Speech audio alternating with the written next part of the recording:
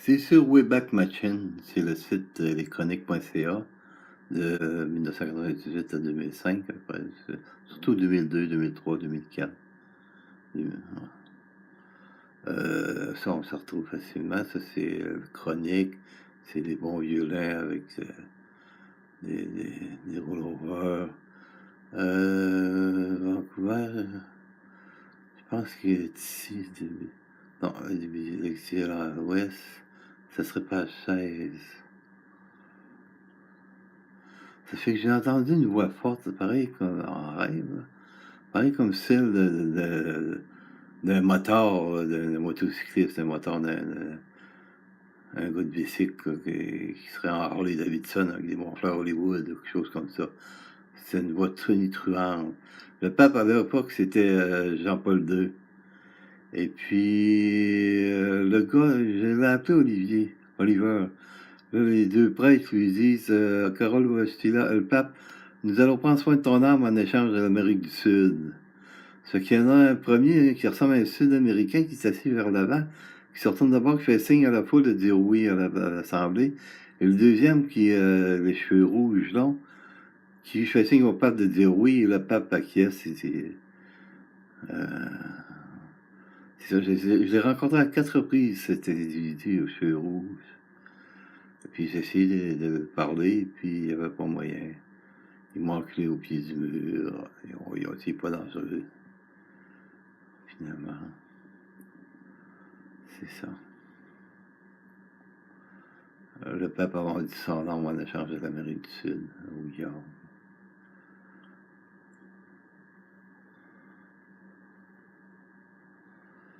J'étais avec mon père Gervais, je suis sorti, on était dans une église, dans une salle paroissiale. Et j'ai dit à mon père Gervais, il dit, il y a une lumière quelque part, il y a une lumière quelque part.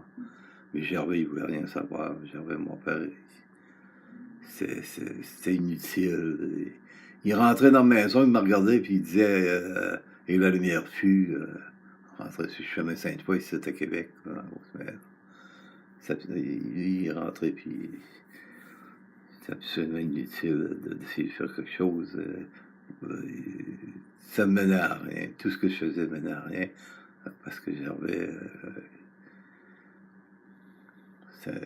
mon père rentrait, et puis où que je sois.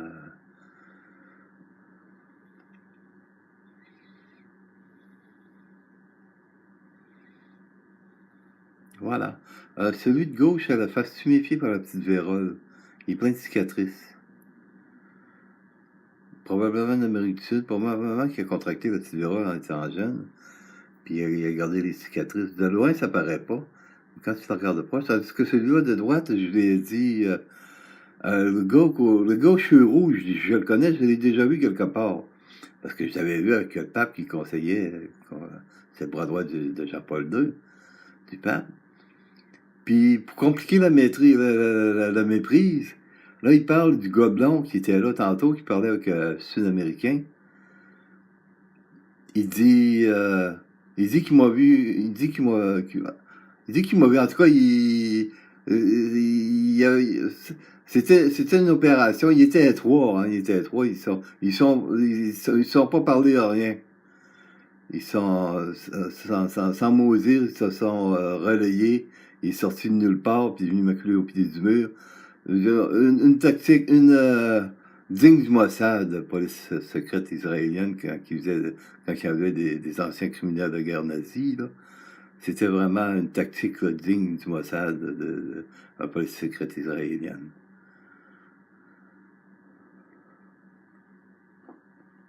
Merci beaucoup.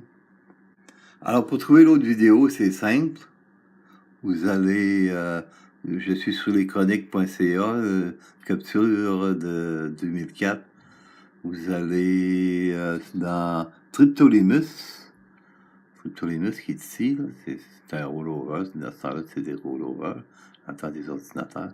Vous allez dans Triptolemus.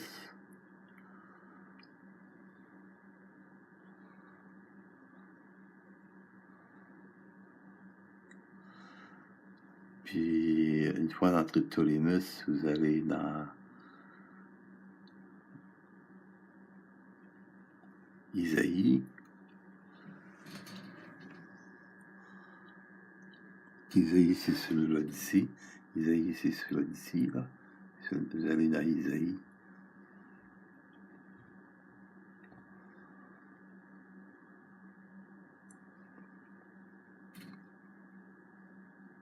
Et vous tombez sur l'invasion de Sennacherib. J'avais correspondu avec un intervenant du centre de l'or Cormier à Montréal pour les intoxiqués.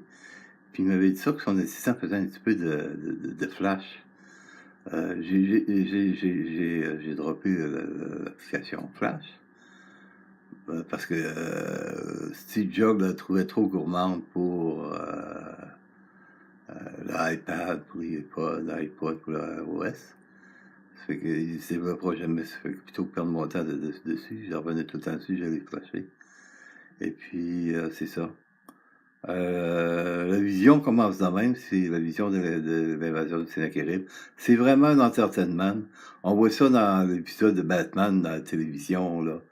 Dans les enchaînements de scènes, là, quand Batman fait quelque chose, puis il monte les journaux. C'est exactement comme ça. C'est vraiment un divertissement. Tout simplement un divertissement, une vision du bon Dieu. Il nous envoie comme un divertissement. Voilà, tout simplement la page show. Et on a la page des chroniques avec les chapitres, tout, qui a été rédigé par la main même du prophète Isaïe. C'est une écriture manuscrite, au stylo, racontant l'invasion de Sennacherib. Ensuite, on a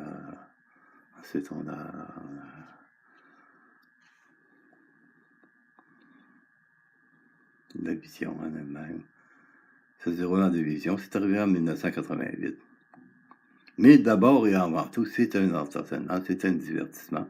On voit bien que c'est agréable, c'est amusant.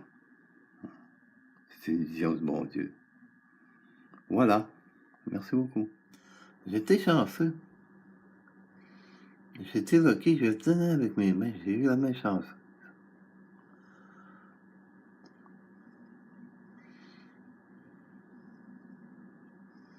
J'ai jamais réussi à le refaire.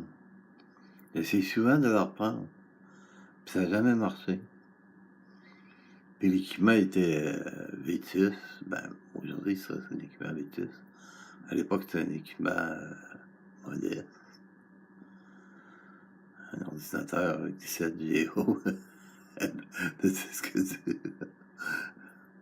J'avais payé 3000$.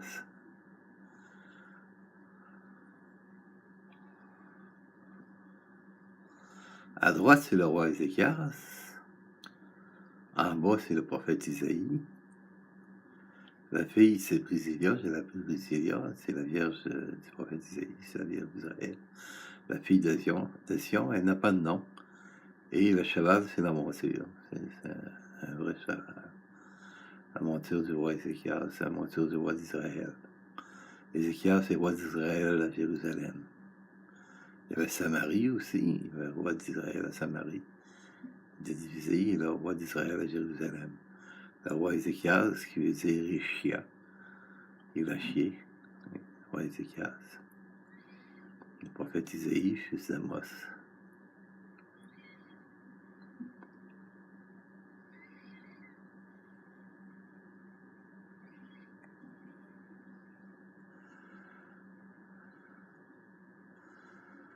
Le prophète Isaïe, pendant la nuit, avait été au roi Ézéchias. Demain, tu vas avoir une vierge. Le roi Ézéchias avait fait appel au prophète Isaïe lors de l'invasion de Sennacherib, le roi d'Assur, qui voulait s'emparer de Jérusalem.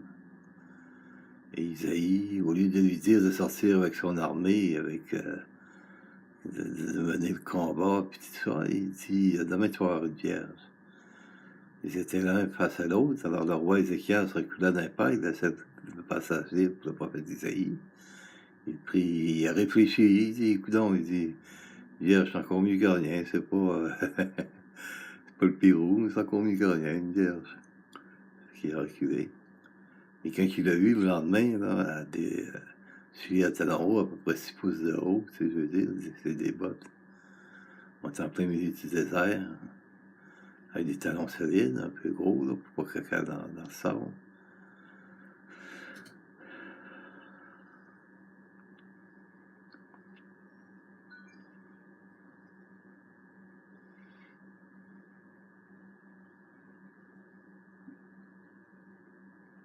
Voilà.